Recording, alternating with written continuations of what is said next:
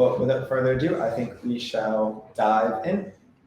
So as previously mentioned, my name is Diarmid McGonigal. I am the lead customer support engineer here at Encord. I've been here about a year, and I work with a lot of our clients to answer any of their technical questions, as well as advise them on the best way of using our product. And I'm flanked here by Mr. Jim Broadbent. Hey there, I'm Jim. I've been at Encord for coming up on 2 years.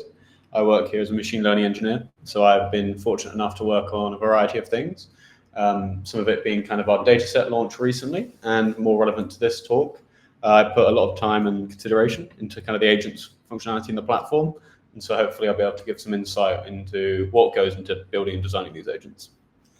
Yes, and on what you briefly dropped, if a lot of you follow Encord on socials, you will see that we recently dropped a large multimodal data set. Jim here was one of the masterminds behind that. If you want to explain for a few moments what it is you did and what it is that the multimodal data set is there for. Mm-hmm.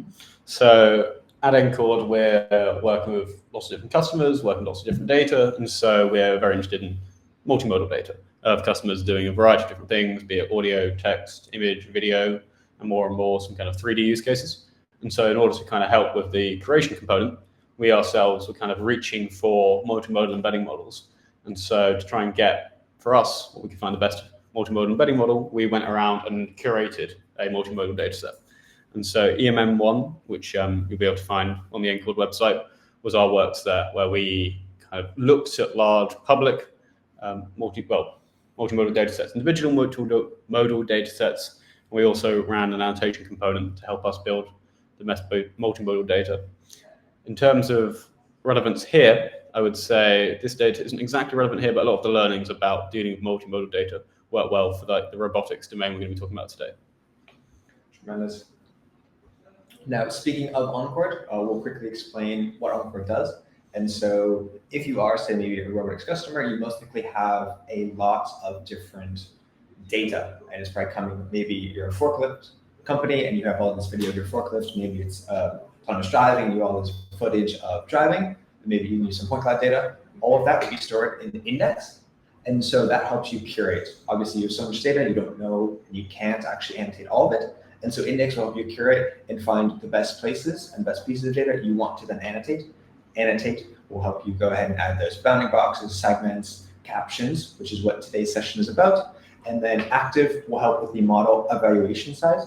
So compare the ground truth of what was annotate, as well as the outputs of your model, see them side by side, and find a lot of the gaps or edge cases that you should put back into annotate to fix and make your model more robust. Anything to add, Jim? No, one kind of more holistic remark is, that Encord, we look to try and solve kind of the complete life cycle of machine learning. So as Darren mentioned, Index does curation, we also do the annotation, the active, so that you can kind of work through everything, own everything within the Encord ecosystem.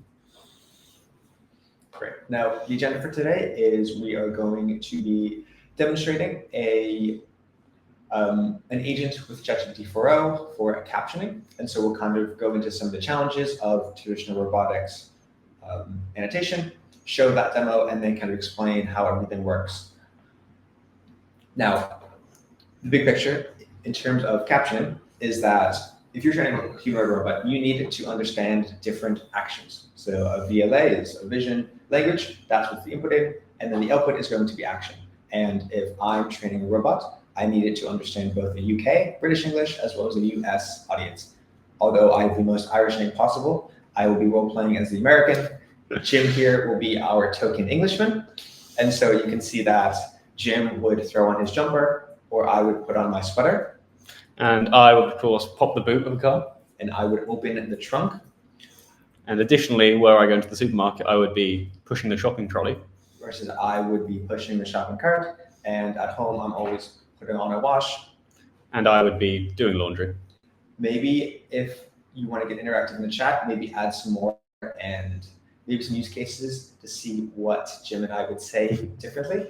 One of the things is, so I'm Boston Irish, as I would say, I'm putting on my blinker, which Jim knows is indicating. Yes. So if I'm driving and I yell at someone, I say, put on your bloody blinker. And that means politely put on your indicator. What other ones maybe, as we just wait in case someone in the audience does want to add something? Oh, it's a good question. So an age-old debate would be, in the morning you put on your pants. In what order do you put on your pants? So I, of course, put on my pants first, whilst I would put on my trousers after I put on my pants, if you're using the British version of pants. which of course we are. Talking about your knickers. Great. Please. We'll move on. And so in general, annotation, and especially robotics, it can be slowed down for many reasons. One is costly, kind of back to what we were talking about earlier, is that you have so much data and you need to figure out what data to train it on. Ideally, you don't want to be training and having annotators annotate the same type of data. Plus, if they have to go over multiple times, if they're quite slow, that could be a real issue, and training these massive ELAs is very expensive. Mm-hmm. And giving some more color to our little back and forth earlier, the inconsistency when it comes to VLAs is very important.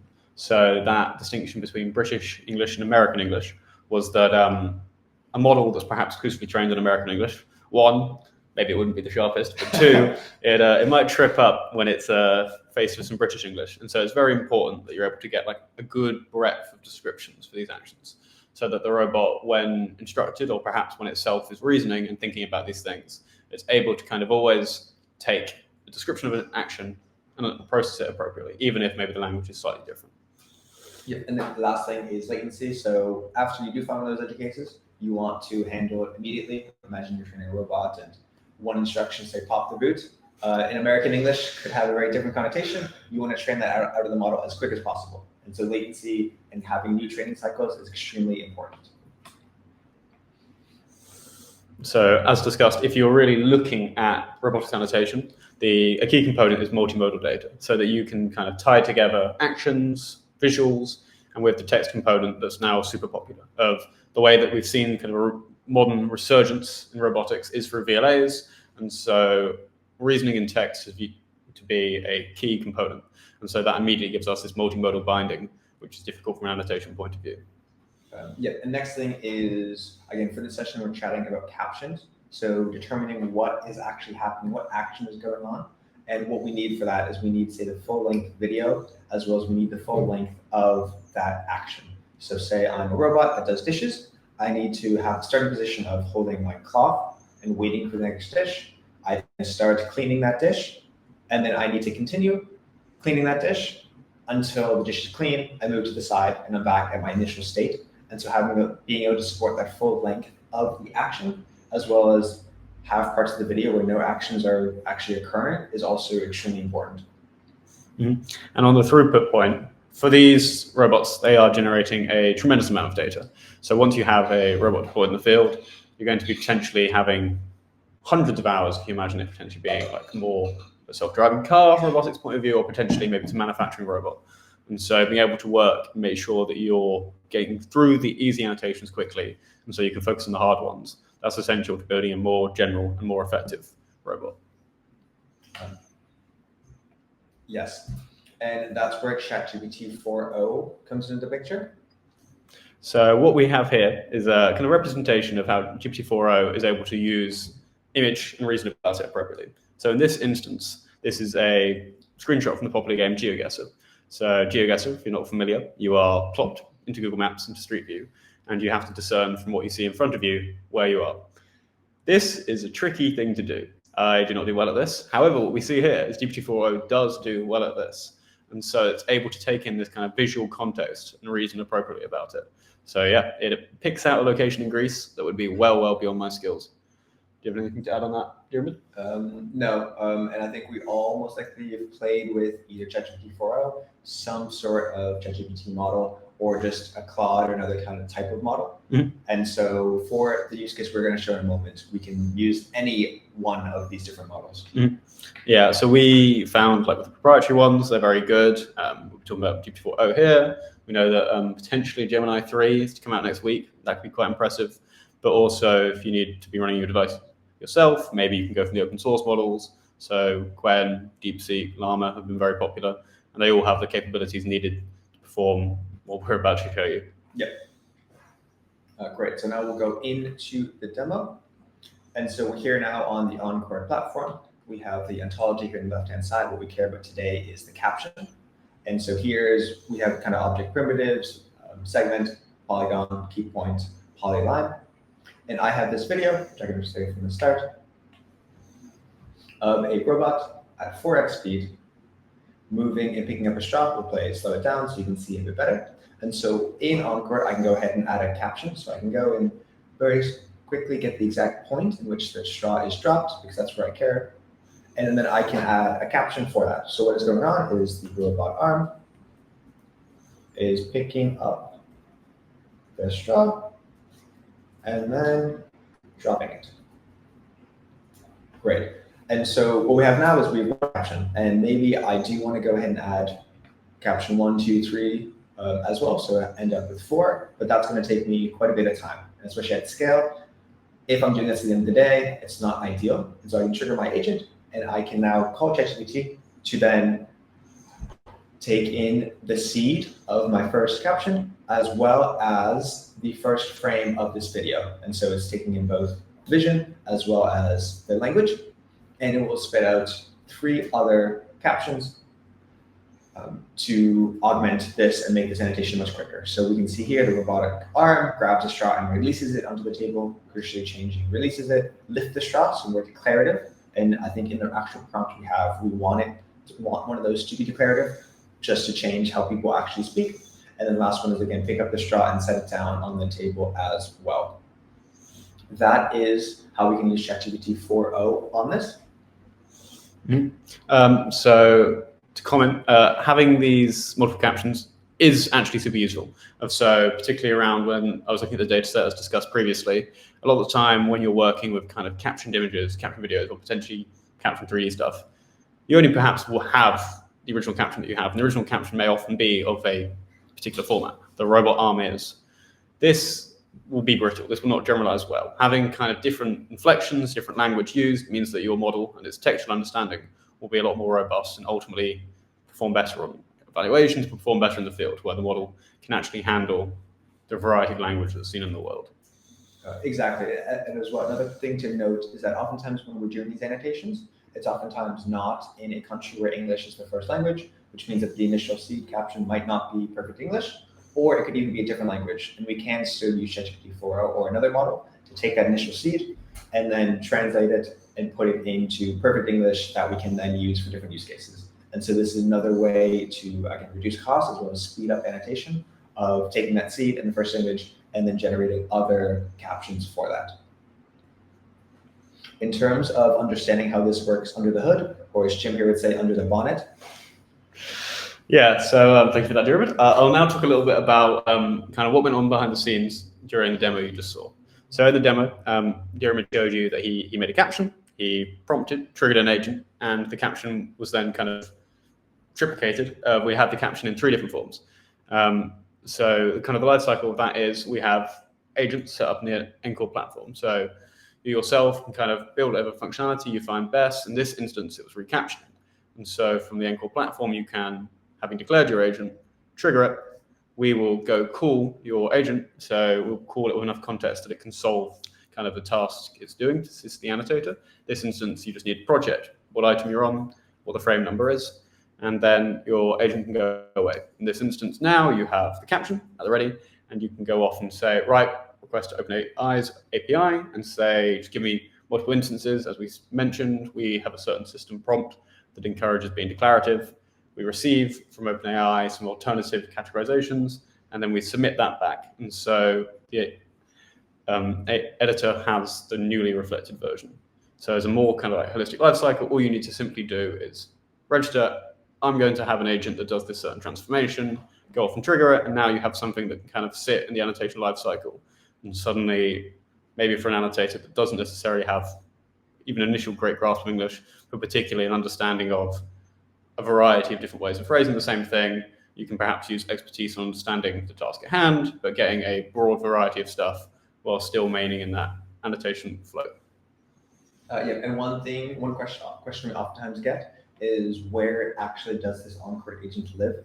And that for clients is going to be a GCP cloud function It could be an AWS Lambda. You could even host it locally, especially if you're testing. I use Encord to just set up a little small webhook locally that I can then reference. And so that is actually where that will live. And that means it's completely custom. We also see a lot of our clients bring their own model. So instead of using GPT-4o, you can actually bring your own model, especially if it's tailored for this particular use case. And it's completely customizable. So there's so many different things that you can do.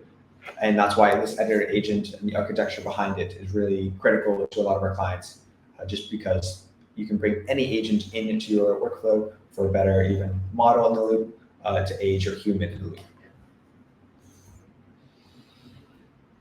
Great. So adding to that in terms of other ways to accelerate your annotation is that, as we kind of were saying before, is that the context is extremely important, especially with having different ways of saying the same thing, like kind of a hot potato myself and Jim were doing earlier, and making sure that all of that, we have every different possible use case is extremely important, especially as we see more and more of these humanoid robots going to be in the home. Imagine you have a Neo spending $200 a month or 20K, and it doesn't actually understand one phrase or one action you've asked it to do. That is almost unacceptable if you're paying that much money, and for safety reasons. So that it's crucial that these robots can understand all different parts of language, and that means that they're trained with all those different parts of language as well. Mm-hmm. And kind of on the point of broadening the understanding of the model, what we have here, and what is particularly important moving forward, is indeed combining different sources of input. So be that combined video, LiDAR, or sensor. The novelty of what we've shown here and of the recent like GPT-4o model and these like VLMs is both handling textual input and handling image input. And so it is a fact that the robots of the future will be taking in multiple sources of input. They may be having haptic sensors to understand, what are they touching, but they may have visual sensors to help understand what are they seeing. They will, I guess, to a degree, interact and think like we do. And we, take in lots and lots of input, and we take a small number of actions. And so working, annotating, and building kind of a fast integration loop where you're taking in lots of different sources of data is critical to having good throughput on robotics annotation. Absolutely. And also leveraging automation for your particular use case is extremely important. One, to reduce costs as well as speed up. Those kind of go side by side. But it's also having the flexibility to automate when you want to. Speaking to a lot of robotics clients, they actually don't like when they're using, say, a VLA to produce those captions for them, because they think it might be then kind of too tailored to what's already out there, and they want something that's brand new, and they don't want it to be kind of leveraging other parts, other models, because it's going to be extremely biased. And so having flexibility to automate certain parts that are very redundant, again, coming up with different captions for the same item, that's very redundant. That's going to make everyone much quicker, so we can get these models out quicker. We'll now open it up to a question and answer. So please, if you do have any questions, please pop them in the chat. So should we first, I'll take Keshava, if I'm saying that appropriately. Where we get robots to train? The future. That is where the robots to train will come from. As David mentioned earlier, the Neo release from 1X we saw maybe about a month ago now. That is impressive. That is the robots of the future. That is a robot that will be in the home. It'll be gathering data, and is kind of the first indication of the new regime where you're having models that are in the world, gathering vast amounts of data, and are going to be somewhat self-improving. But working with this vast amount of data, we hope that kind of what we've described here would maybe help you understand as to what 1X might do. So 1X gathering this vast amount of data from a robot in the field, how are they going to actually use it? With that being said, is one of the things I've seen most interesting in kind of the robotics sphere recently is how almost commoditized a lot of the components and a lot of the tactility has become. It's not necessarily the tactility and having the robot pick up things as a solved problem, but it's pretty close to solved. The big issue is making it autonomous. So where do you get those robots? You'd be surprised at what you can actually buy off the shelf, especially from China. I'm not sure they're on Temu, but maybe on AliExpress or different more manufacturing sites, you can actually get a lot of these components. And speaking to some of robotics customers, that's actually what they're doing. Is they're kind of just getting regular. I don't have anything at the moment, but I'm sure I'll do Google searches will help. But a lot of the components, kind of like a Raspberry Pi, is that everyone is using the same Raspberry Pi. It's then what can we do on top of that? And so you can actually find and purchase some of this hardware. There's also a question from Chloe. What are some common pitfalls when automating the captioning process? And how does GPT-4o mitigate these challenges? Should I hop in? Yep. So kind of what might very easily happen. Suppose that you're doing what we did there and you're kind of recaptioning a certain caption, but you're not actually feeding in the visual context. You could conceivably have an instance where you have straw. So in there we're saying drop straw, and the model might rename straw and it might say hey, of its like, and I say hey, by the way, to refer to the straw-like thing. Without the visual context, things that are very close in language, i.e. straw hay, or bank being the classic one, i.e. bank of a river, or bank financial institute, these are things that can often get conflated. And so feeding in visual context will allow you to kind of, well, in this instance, have a broader recaptioning, but just more generally, you're having a better understanding of sometimes, words just don't have a unique meaning. Do you have anything to comment on the question from Chloe? No, I think you answered it very well. Cool. Great. If there aren't any more questions, and if you would like to learn more, we do have this great product page on our website that should be able to be clickable. And we recommend, it's this Explore product button at the bottom, I believe. Mm-hmm. And we recommend everyone checking this out. It's a great interactive demo of our product from point A to point C, starting in the data creation, then annotate, and then doing the model evaluation, which is this big slide here. And so we highly recommend checking this out to understand more about what Encord does and how it could serve your particular use case. Any other final notes, Mr. Broadbent? No, I think that's been hopefully a fruitful discussion for you guys. I hope that we've kind of given a bit of color as to like what goes into robotic annotation, perhaps what goes into using like agents and other tooling to try and improve the throughput of annotation for robotics, perhaps annotation more generally. And so that you guys can kind of think about it moving forward. Maybe if you're running annotation projects of your own, maybe if you're just more interested into what data goes into robotics, you can now have a better understanding. Tremendous. Thank you everyone for joining, and Take care. Have a great day or evening.